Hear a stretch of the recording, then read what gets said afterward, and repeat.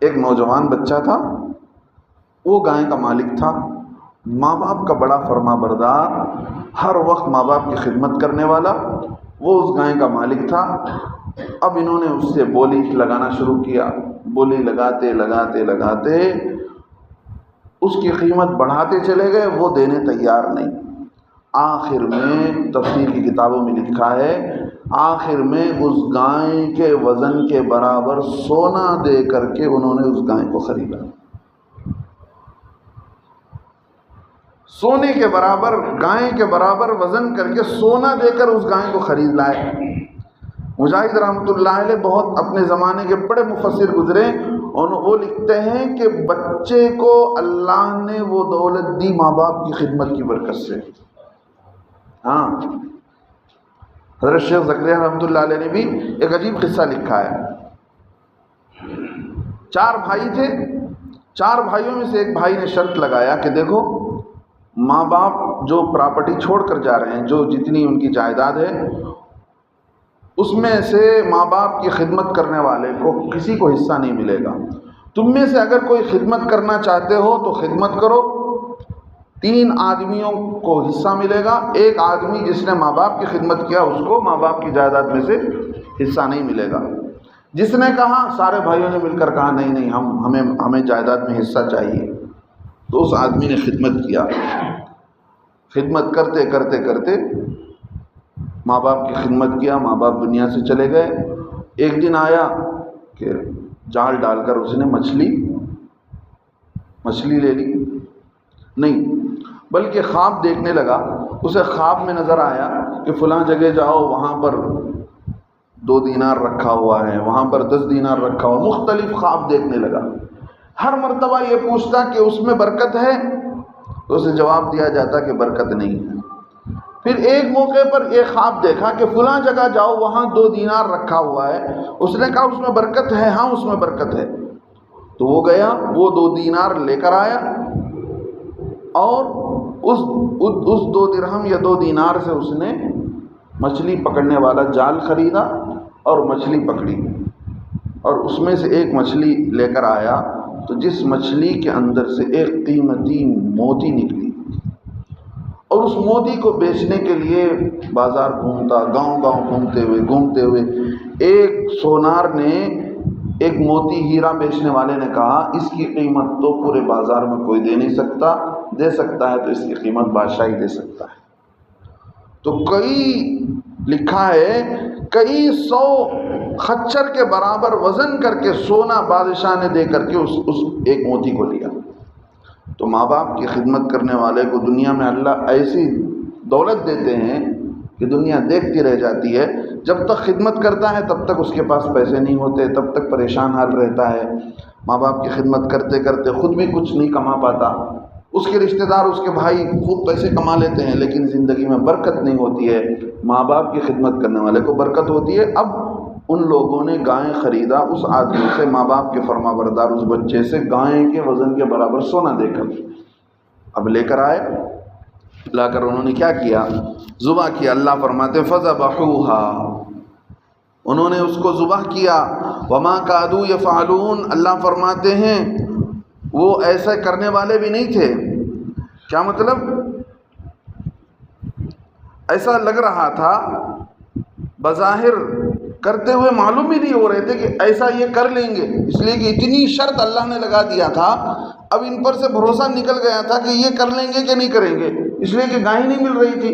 اللہ فرماتے وما کادوا یفعلون، یہ لوگ کر بھی نہیں سکتے تھے، لیکن اللہ نے توفیق دی تو یہ کر گزر گئے۔ آگے اللہ فرماتے ہیں وَإِذْ قَتَلْتُمْ، یاد کرو اس وقت کو جب تم نے قتل کر دیا نفساً، ایک آدمی کو، ایک جان کو، فَادَّارَأْتُمْ فِيهَا، پھر ایک دوسرے پر الزام لگانے لگے، پھر ایک دوسرے پر دھرنے لگے۔ وہ کہہ رہا ہے کہ اس نے قتل کیا، اس نے کہا کہ اس نے قتل کیا۔ اللہ فرماتے ہیں وَاللَّهُ مُخْرِجٌ مَا كُنْتُمْ تَكْتُمُونَ، اللہ نے ظاہر کر دیا اس بات کو جو تم چھپا رہے تھے۔ تم چھپا رہے تھے کہ کس نے قتل کیا، جس نے قتل کیا وہ چھپا رہا تھا، اللہ نے ظاہر کر دیا۔ اللہ فرماتے ہیں ہم نے حکم دیا، فَقُلْنَا، ہم نے کہا، اضربوه ببعضها، اضربوہ، اس مردے پر مارو، ببعضھا، اس گائے کے ٹکڑے کو، اس گائے کے ایک حصے کو۔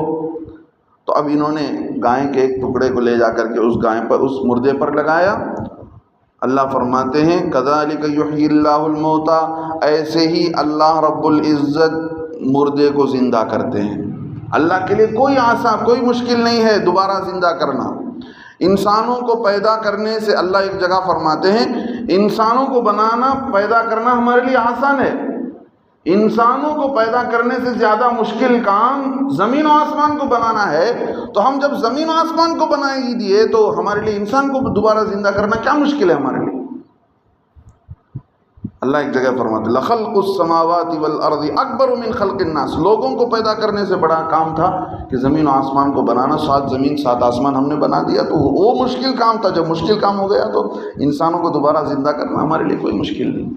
اللہ فرماتے ہیں جو لوگ انکار کرتے ہیں نا کہ دوبارہ مردے کو زندہ نہیں کیا جائے گا، اللہ فرماتے ہیں کذالک یحیی اللہ الموتیٰ، ایسے ہی اللہ رب العزت دوبارہ اس مردے، ایسے ہی اللہ رب العزت مردے کو زندہ کرتے ہیں۔ وَيُرِيكُمْ آیاتہ، اور تم کو دکھاتے ہیں اپنی نشانیاں، یہ ہماری نشانی ہے، دیکھو ہماری طاقت ہے، ہم دوبارہ زندہ کرتے ہیں، جیسے موت دیتے ہیں ایسے ہی دوبارہ مارتے بھی ہیں۔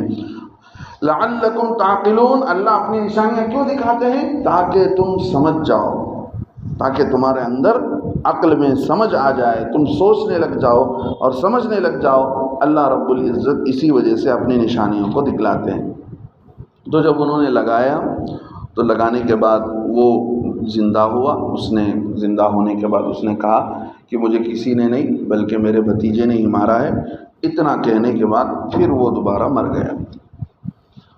اب بس اتنا ہی معاملہ تھا، اللہ نے کہا کہ گائے کو ذبح کرو، جتنا حکم ملا تھا اتنا کرنا چاہیے تھا۔ جیسے میں نے کہا اللہ نے بنایا کہ بھئی مسجد بناؤ، جس کی جو طاقت ہے ویسی مسجد بنائے گا۔ کسی کی طاقت پتے کی مسجد ہے تو پتی کی مسجد بنائے گا، کسی کی طاقت شیٹ کی مسجد، کسی کی طاقت، تو اللہ نے کہہ دیا تو کر دینا چاہیے تھا۔ اب ٹیڑھے سوالات کرتے چلے گئے، حجت کرتے چلے گئے کہ اس کا رنگ کیسا ہو، کہ گائے جوان ہو کہ بوڑھی ہو۔ اللہ نے بتا دیا کہ وہ ہل بھی نہ جوتی ہو اور اس نے کھیتی کو پانی بھی نہ دیا ہو۔ اب ایسا تلاش کرتے رہے۔ اسی لیے زیادہ سوالات اللہ کے نزدیک پسندیدہ نہیں ہے، جتنا بتلایا گیا اتنا کر دینا چاہیے۔ زیادہ سوالات کرنے سے آدمی خود پریشانی میں پڑ جاتا ہے۔ اب یہاں ایک سوال یہ پیدا ہوتا ہے کہ مردہ اگر مان لو کہ زندہ ہو گیا کبھی، وہ اگر ایک گواہی دیتا ہے تو اس کی گواہی قبول کر سکتے ہیں کہ نہیں؟ جبکہ کسی بارے میں کسی کی گواہی قبول کرنے کے لیے 2 گواہ چاہیے۔ مردے میں سے بھی ایک آدمی کسی پر الزام لگاتا ہے کہ فلاں آدمی نے قتل کیا، تو اسے گواہ پیش کرنے کی ضرورت ہے۔ اب موسیٰ علیہ السلام کے زمانے میں اب گواہ پیش ہوا، اب مردے نے کہا تو موسیٰ علیہ السلام نے کیسے مان لیا؟ پہلی بات تو یہ ہے کہ اس واقعے سے پہلے تک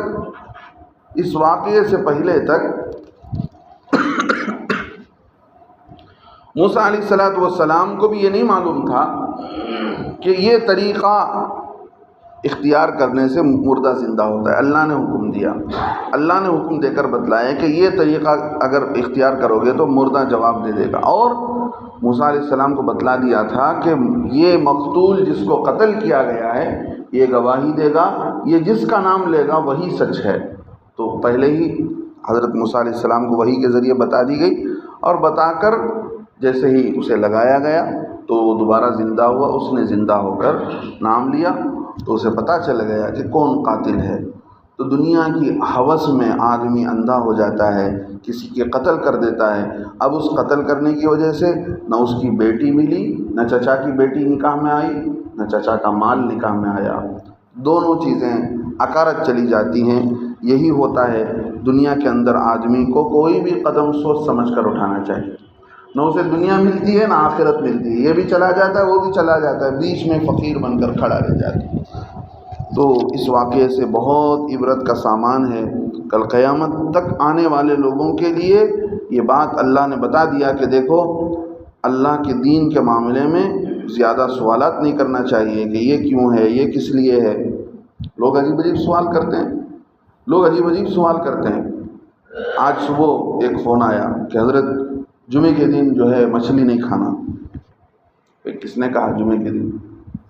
ایک بچے نے آ کر کہہ دیا کسی ایک ساتھی کو کہ میں جمعے کے دن مچھلی نہیں کھانا، تم نے نہیں معلوم کیا؟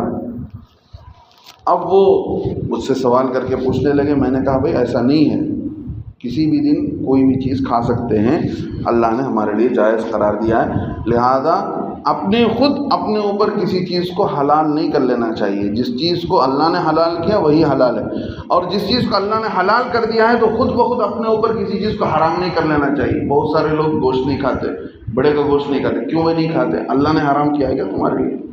خود اپنے اوپر حرام کر لیے ہیں. تو یہ بہت غلط بات ہے. اللہ تعالیٰ عمل کی توفیق نصیب فرمائے.